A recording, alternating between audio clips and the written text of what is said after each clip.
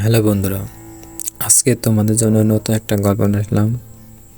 আশা করি গল্পটা তোমাদের ভালো লাগবে। অনেক মজা একটা কাহিনী। বেশি কথা না বলে চলো গল্পটি শুরু করা যাক।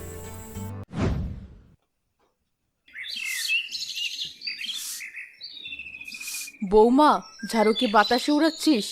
দেখ, চালের কোনায় মাকড়সার জালটা এখনো ঝুলছে। চোখ কি আকাশের দিকে থাকে কাজ করার সময়? এই তো মা, ঝাড়ু দেওয়া শেষ হলেই ওটা পরিষ্কার করে ফেলবো। শেষ হবে কখন? বেলা গড়িয়ে যে দুপুর হতে চললো। শহরের মেয়ে বলে কথা, ঝাড়ু ধরাও তো শিখিসনি। যা, আমার জন্য আর সোহেলের বাবার জন্য চা বানিয়ে আন। রিমি ঝাড়ুটা একপাশে রেখে রান্নাঘরের দিকে যায়। মাটির চুলায় কাঠ জ্বালিয়ে রিমি চা বানাতে বসে। চা বানাতে কি এতক্ষণ লাগে? চুলার আঁচ ঠিক মতো দিতে পারিস না? ধোঁয়ায় যে বাড়ি ভরে গেল।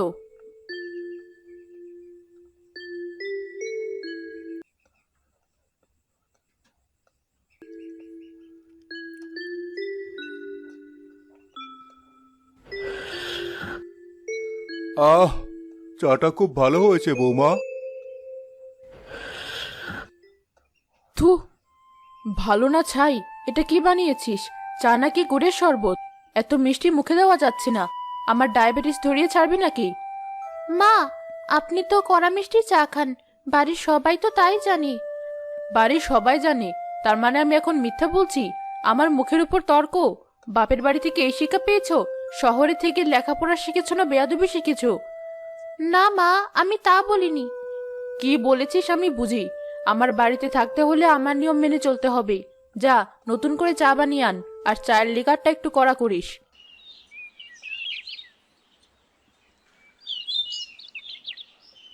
সকাল সকাল কি শুরু করলে? মেয়েটা নতুন, একটু মানিয়ে নিতে সময় দাও। তুমি থামো তো। তোমার আশকারা পেয়েই তো মাথায় উঠেছি। বিয়ের পরদিন থেকে চাল চলন অন্যরকম। আমি শাসন না করলে এই সংসার 2 দিনই ডুবে যাবে।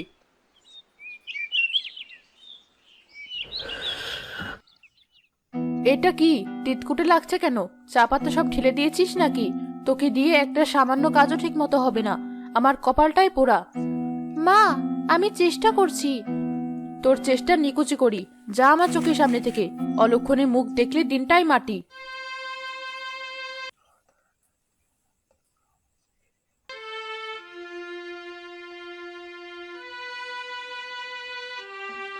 কি হলো রিমি, কাঁদছো কেন? মা কিছু বলেছে? না, কিছু না। আমার কাছে লুকাতে পারবে না, বলো কি হয়েছে। আমি তোমার মাকে কিছুতেই খুশি করতে পারি না। আমি যাই করি উনি একটা না একটা খুঁত বের করবেনই।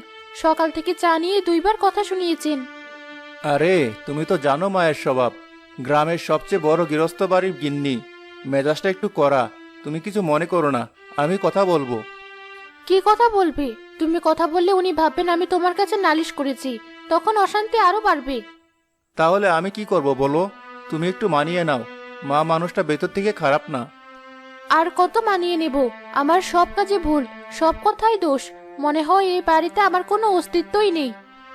রিমি, এমন করে বলো না। সব ঠিক হয়ে যাবে। মাকে একটু সময় দাও। সময় তো অনেক দিলাম। আর না, চুপ করে মার খেলে পিঠ আরো শক্ত হয়। এবার আমিও খেলাটা শুরু করব। তেঁতুল যখন হয়েছি তখন টক দিয়ে কাঁচা আমকে ঘায়াল করতে হবে।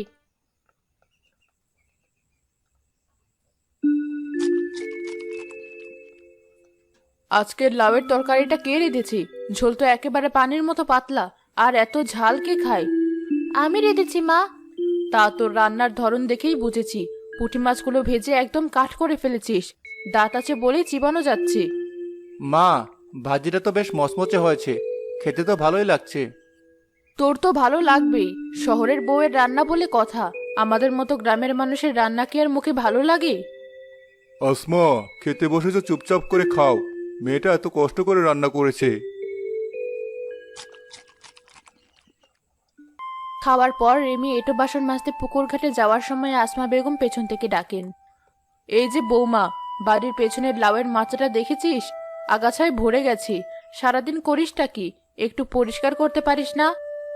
আমি তো পরশুদিনই পরিষ্কার করেছিলাম মা। পরশু করেছিস? আমার তো মনে হচ্ছে গত 6 মাসেও ওখানে কেউ যায়নি। চোখে কি ছানি পড়েছে, নাকি কাজ ফাঁকি দেওয়ার ধান্দা? আপনি ঠিকই বলেছেন মা, আমারই ভুল হয়েছে। আসলে আপনার ওই দূরবীনের মতো চোখ তো আমার নেই। কি বললি? হ্যাঁ মা, এই বাড়ির একটা ঘাসও তো বিনা অনুমতিতে গজাতে পারে না। আপনার জন্যই তো এই সংসারটা এত নিখুঁতভাবে চলছে। সুমন সাহেব আড়ালে মুখ টিপে হাসেন। আসমা বেগম বুঝতে পারেন না রিমি তার প্রশংসা করছে নাকি অপমান করছে। বড্ড কথা বলতে শিখেছিস তাই না? যা এখন কাজ কর। এখনই যাচ্ছি মা, আপনি যখন নির্দেশ দিয়েছেন তখন তো আর দেরি করা চলবে না।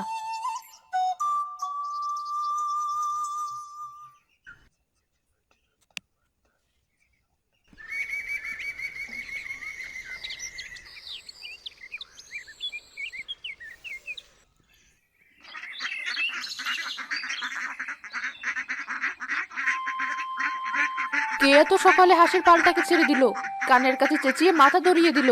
বৌমা, কি হয়েছে মা, কিছু বলবেন? এত সকালে হাঁস মুরগি কে ছেড়েছে? আর আমার ঘরের দরজাটাই বা খোলা কেন?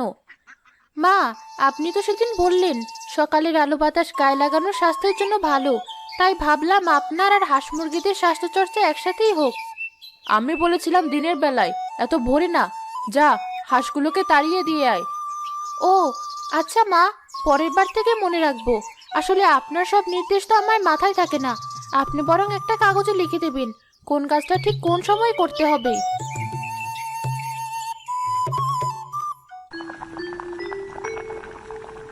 কি রান্না হচ্ছে? কই মাছের ঝোল? দেখি লবণ মশলা ঠিক আছে কিনা। ছি ছি, এটা কি রেঁধেছিস? ঝোলে তো লবণই দিসনি, একদম পানসি। মা, আপনি তো বলেন আমার হাতে লবণের মাপ ঠিক থাকে না, প্রায় বেশি হয়ে যায়। তাই আমি ভাবলাম আজ লবণ ছাড়াই রান্না করি, আপনি আপনার স্বাদ মতো মিশিয়ে নেবেন।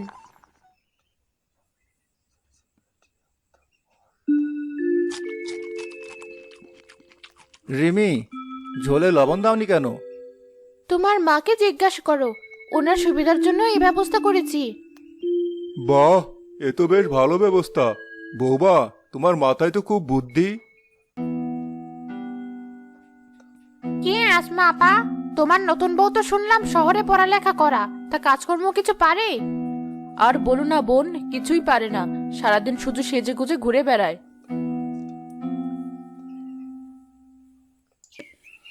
মা, আপনি আমার নামে যা বললেন সবটা ঠিক বলেননি। কি কি ঠিক বলিনি? আপনি বললেন আমি সারাদিন শুধু সেজে গুজে থাকি, এটা তো একদমই ঠিক না। আপনি বরং পরের বার বলবেন আপনার বোমা এতই অলস যে তার মাথায় কাক বাসা বাঁধে, তাহলে কথাটা মানুষের আরো বিশ্বাস হবে। আরো বলবেন আপনার বোমা এত বাজে রান্না করে যে বাড়ির কুকুরও সে খাবার মুখে তোলে না। তুই আমার সাথে ঠাট্টা করছিস? ছি ছি মা, আপনার সাথে ঠাট্টা করব? আমি তো আপনার কষ্টটা কমানোর চেষ্টা করছি। আপনি আমার নামে অভিযোগ করতে গিয়ে ঠিকমতো গুছিয়ে বলতে পারেননি, তাই আমি আপনাকে সাহায্য করছি যাতে কথাগুলো গুছিয়ে বলতে পারেন।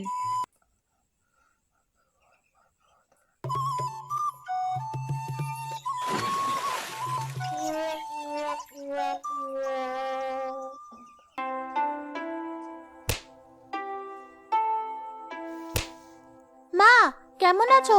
বাবা কই? আয় আয়, ভালো আছি। তোর বাবা তো ওই পুকুর পাড়ে গেছে। কেমন আছো? আসতে কোনো কষ্ট হয়নি তো? ভালো আছি ভাবি, তুমি তো দেখছি শুকিয়ে গেছো। মা কি খেতে টেতে দেয় না নাকি? ওকে আর কি খেতে দেব, ওর তো শহরের খাবার ছাড়া ভালো লাগে না। গ্রামের মাটির চুলার রান্না কি ওর মুখে ভালো লাগবে? মা ঠিকই বলেছেন, মা কত কষ্ট করে আমার জন্য ভালো মন্দ রান্না করেন, কিন্তু আমারই খেতে ইচ্ছে করে না। আসলে কি জানেন, ছোটবেলা থেকে তো ভালো জিনিস খাওয়ার অভ্যেস নেই, তাই হয়তো।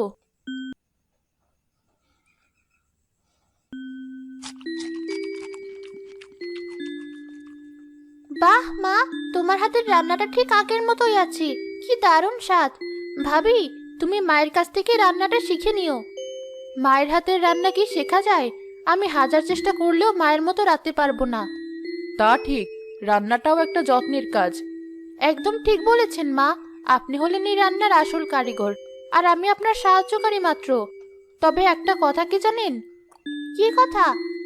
মা যখন রান্না করেন তখন রান্নাঘরের পরিবেশটাই বদলে যায়, মনে হয় যেন কোনো রাজবাড়ির ভোজ রান্না হচ্ছে। আমি তো ভয় রান্না করেই ঢুকি না। তা তো বটেই, রান্নার সময় খুব মন দিতে হয়, তোর ভাবির মতো সারাক্ষণ এদিক ওদিক করলে কি আর ভালো রান্না হয়? ঠিক তাই মা, আপনি এত মন দিয়ে যে কাজ করেন তা দেখলে আমার কি মনে হয় জানেন? কি মনে হয়? মনে হয় আপনাকে যদি আমাদের গ্রামের বিচার সালিসের ভার দেওয়া হতো তাহলে গ্রামের আর কোনো সমস্যাই থাকতো না। আপনার মতো এমন বিচার বুদ্ধি আর হিসাব কার আছে বলুন?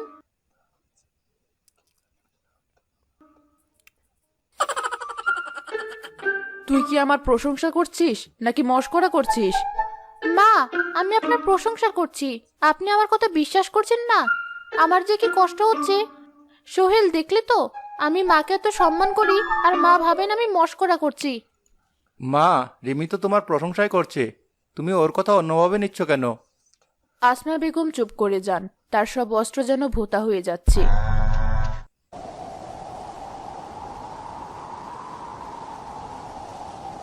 উফ, আমার কেমন যেন লাগছে। কি হয়েছে মা? জানি না, আমার বুকটা কেমন ধড়ফড় করছে, দম আটকে আসছে। তোমার তো প্রেশারের সমস্যা আছে, কবিরাজের দেওয়া ওষুধ খেয়েছো? হ্যাঁ খেয়েছি, কিন্তু আজ যেন কিছুতেই কাজ হচ্ছে না। সর্বনাশ, এখন কি হবে? ডাক্তার ডাকবো কি করে? এই দুর্যোগের মধ্যে ডাক্তার আসবে বলে মনে হয় না। রাস্তায় তো এক হাঁটু কাদা। রিমি এতক্ষণ চুপচাপ সব দেখছিল। সে দৌড়ে রান্নাঘরে যায় এবং কিছুক্ষণ পর এক গ্লাস ঔষধি পানি নিয়ে ফিরে আসে।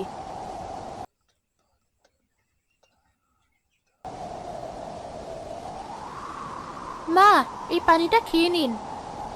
পানি খেয়ে কি হবে? আমার শরীর খারাপ লাগছে আর তুই আমার সঙ্গে তামাশা করছিস? মা, এটা সাধারণ পানি নয়, এতে আমি আমার নানির দেখানো ওষুধে শেকড় ভিজিয়ে রেখেছি। আমার নানি বলতেন যে কোনো অসুস্থতায় পানি খেলে নাকি খুব উপকার হয়। আপনি একবার খেয়েই দেখুন। রিমি, এসব কি বলছো? এখন এসব করার সময় নয়, মাকে হাসপাতালে নিতে হবে। মাত্র 10টা মিনিট সময় দাও, যদি কাজ না হয় তখন না হয় যা করার করো। মা, আমার উপর বিশ্বাস রাখুন। ঠিক আছে, দে। মা, আপনি কোনো চিন্তা করবেন না, সব ঠিক হয়ে যাবে। আপনি শুধু লম্বা করে শ্বাস নিন আর ভাবুন আপনার কিছুই হয়নি। এখন একটু ভালো লাগছে। সত্যি মা? হ্যাঁ, বুকের ধরফরানিটা কমেছে। রিমি নিঃশব্দে উঠে রান্নাঘরে যায়, ফিরে আসে এক বাটি গরম জাউ নিয়ে। মা, এই জাউটুকু খেয়ে নিন, শরীর গরম হবে, ভালো লাগবে।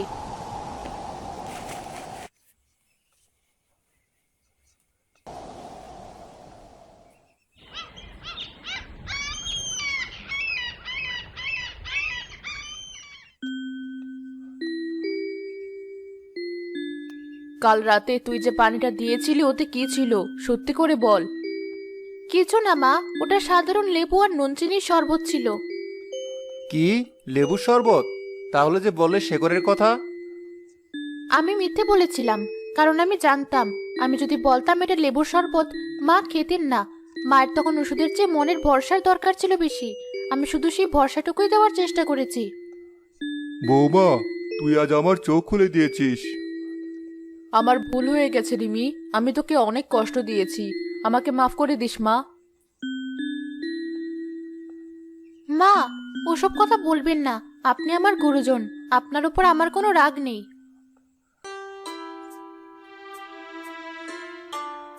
আসমা বেগমের খিটখিটে স্বভাবটা পুরোপুরি না গেলেও তিনি এখন রিমিকে অকারণে দোষারোপ করেন না।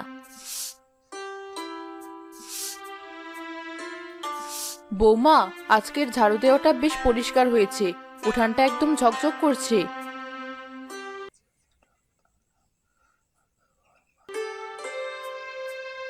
ধন্যবাদ মা।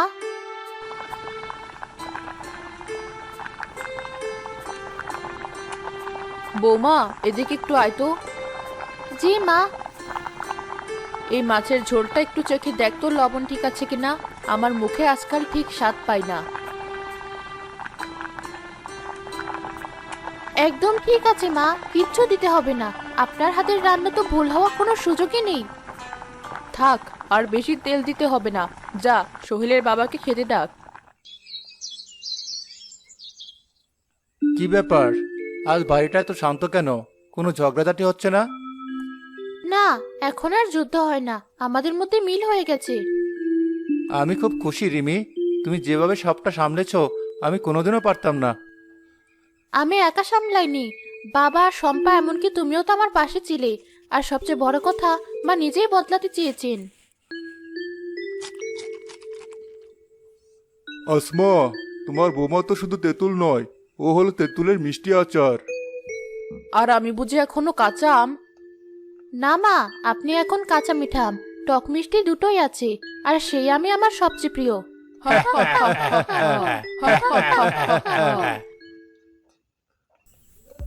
এই গল্পটা দেখে আমরা এটা শিক্ষা গ্রহণ করলাম, যদি শাশুড়ি এবং বৌমা যদি ঠিক থাকে এবং তাদের মধ্যে যদি আন্তরিকতার সৃষ্টি হয়, তাহলে যত রকম সমস্যা হয় তা অবশ্যই সমাধান হয়ে যায়। কারণ আমরা গল্পের প্রথমে দেখলাম তার শাশুড়ি কিন্তু অনেক দুষ্টু ছিল, তার বেটাকে অনেক সুন্দরভাবে বারবার সমস্যায় ফেলতেছিল, কিন্তু তার বৌমা কিন্তু তাকে যেভাবে আঘাত না করে, তাকে কৌশলগতভাবে আঘাত করে এবং তাকে সুন্দরভাবে তার আয়ত্তে নিয়ে আসে। কারণ সে এটা বুঝতে পারছে শাশুড়ি যতই কঠিন হোক না কেন, সে তাকে তার ভালোবাসা দিয়ে এবং তার কাজের প্রমাণের মাধ্যমে তার বৌমা তার শাশুড়িকে নিজে আয়ত্তে নিয়েছে এবং তাদের মধ্যে একসময় সুন্দর একটা ঘনিষ্ঠতা তৈরি হয় এবং তাদের পরিবারটা অনেক সুখী এবং ভালোবাসা হয়, ভালোবাসা একটি সংসার শুরু হয়ে যায়। তাই আমরা এই গল্পটা থেকে এটি বুঝতে পারলাম, যে বউ এবং শাশুড়ি যদি ভালো হয় তাহলে অবশ্যই এই পরিবারটা সুন্দর হয়। তাই আশা করি এই গল্পটার মাধ্যমে তোমাদের মধ্যে একটা জ্ঞান অর্জন হয়ে যাবে। ধন্যবাদ গল্পটি দেখার জন্য। আশা করি গল্পটা পাশাপাশি তোমরা আরও সবাইকে শেয়ার করবে। ধন্যবাদ।